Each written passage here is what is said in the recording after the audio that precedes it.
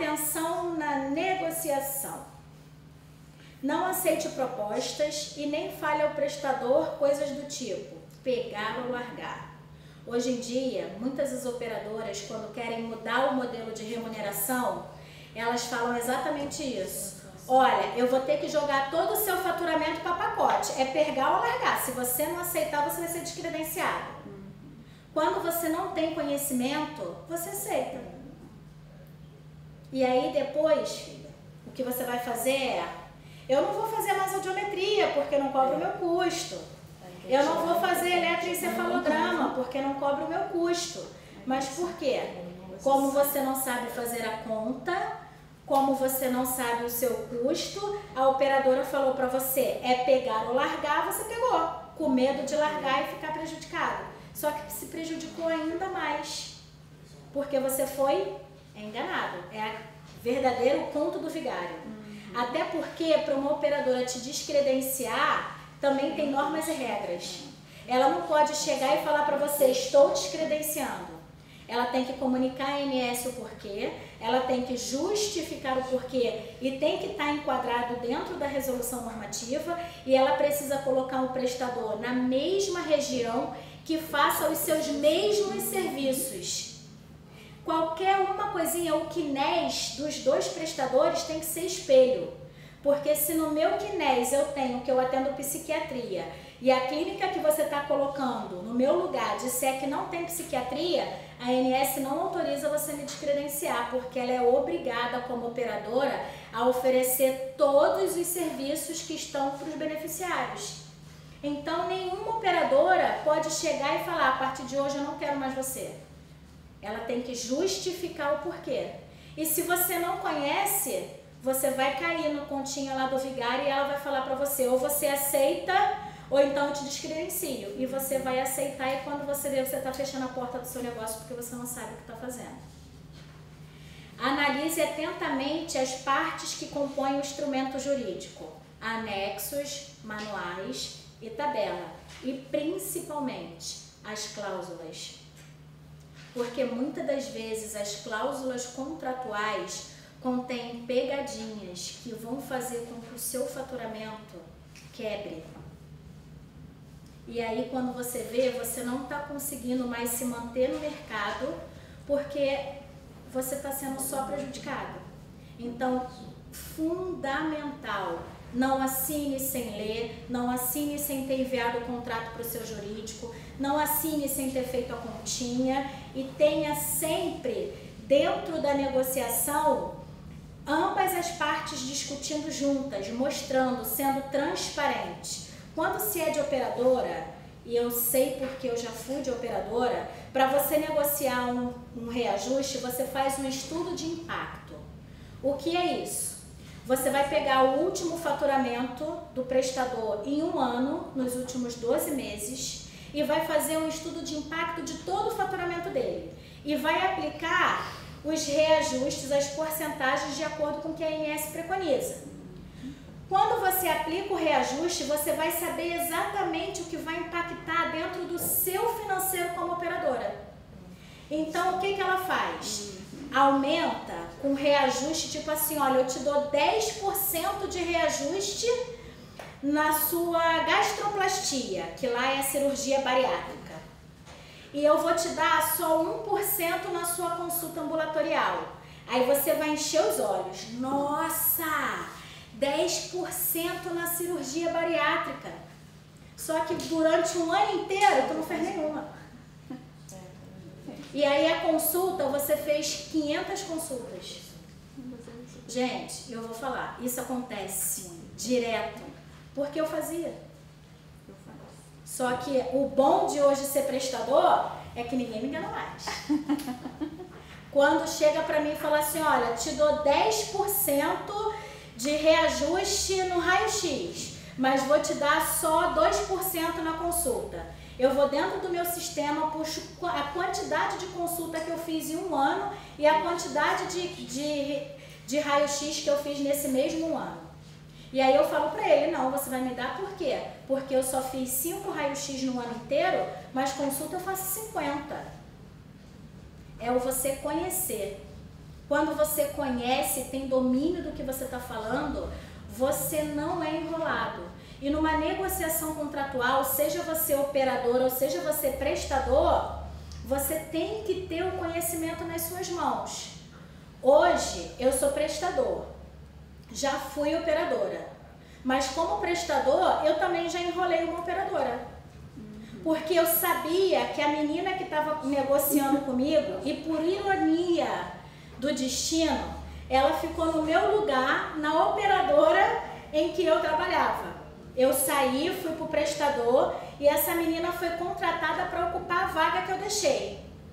Uns 2 meses depois, ela teve que negociar comigo o meu contrato, só que eu era prestador. Quando eu comecei a negociar com ela, que eu vi que ela não sabia do meu faturamento, que ela não sabia de ANS e que ela não sabia de tabela, filha, eu engoli ela. Fiz um reajuste que eu bati a minha meta de 1 ano em um contrato. 2 meses depois, a diretoria de São Paulo da operadora estava dentro do meu hospital para negociar. E eu recebi um convite de volta para voltar para a operadora. Então é muito importante você ter domínio do que você faz. É muito importante você conhecer o que você está fazendo. Seja em qualquer situação que você esteja, seja no balcão sendo a recepcionista, seja sendo a faturista, seja sendo a secretária de um médico, porque quando você tem conhecimento e domínio, você tem até mais segurança para trabalhar, porque você sabe exatamente o que você está fazendo. Dificilmente você vai cair no jeitinho, dificilmente você vai fazer uma negociação ruim e você ainda vai se destacar no mercado porque todo mundo sabe que você sabe.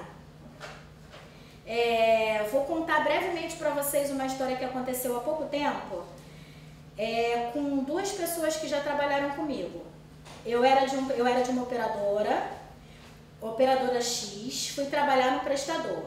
Esse prestador me conheceu nessa operadora. Quando eu chamei esse prestador para uma reunião e falei todos os erros do faturamento dele, 2 semanas depois ele me convidou para estar fazendo a parte comercial de credenciamento dele. Eu fui. Comecei lá, comecei atuando. E nisso acontecia muito contrito com o pessoal que já trabalhava na operadora, que estava acostumado no jeitinho. Eu vou dar um jeitinho para isso, eu vou dar um jeitinho para aquilo. Porque não conheciam contratos, não conheciam negociação, não conheciam a ANS e o jeitinho acabava fazendo com que o faturamento daquele prestador fosse quase que 30% de glosa.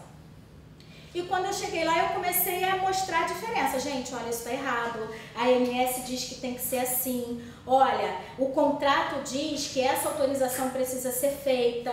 E aí a gente foi ajustando os processos. Eu saí desse prestador para ir para um segundo prestador que me fez o convite.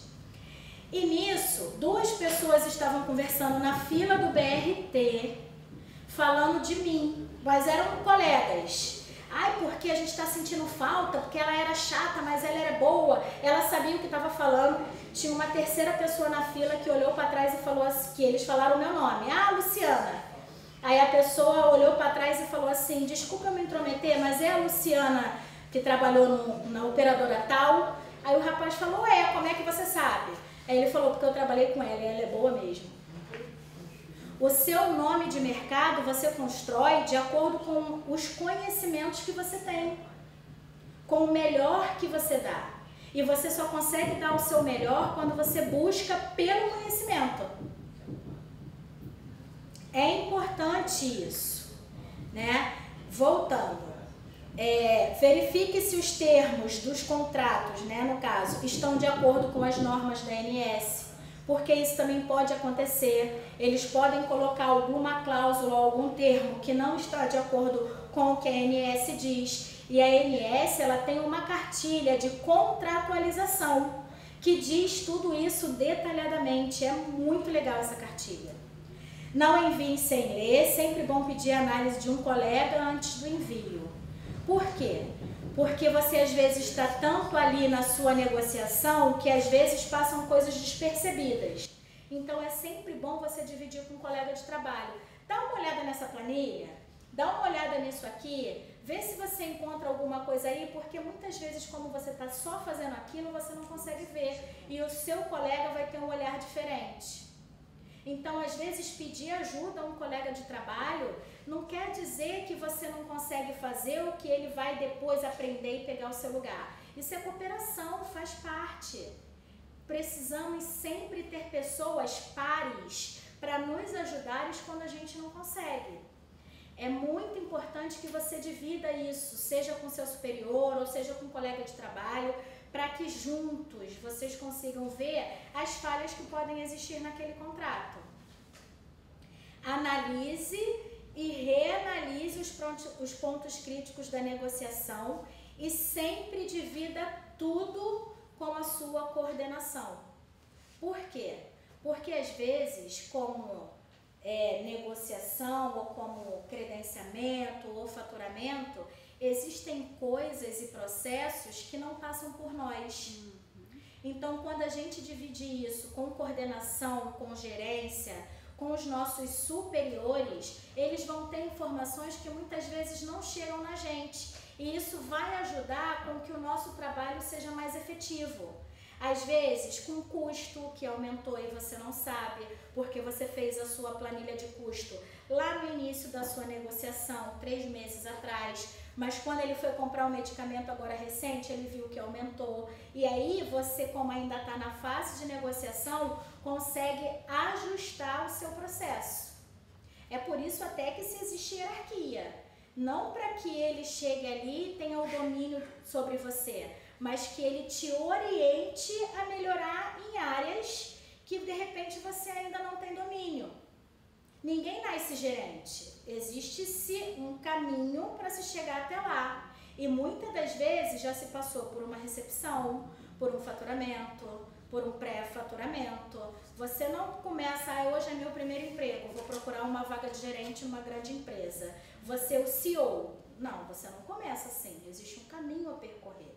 Então é importante que tudo haja a consulta com os seus superiores, até para poder ter ajuste de processos de acordo com missão, visão e valores da empresa, procedimentos que estejam enquadrados dentro do compliance. E hoje em dia, todas as empresas precisam ter compliance, leis de proteção de dados, então é importante que tudo isso esteja alinhado para que a negociação seja efetiva.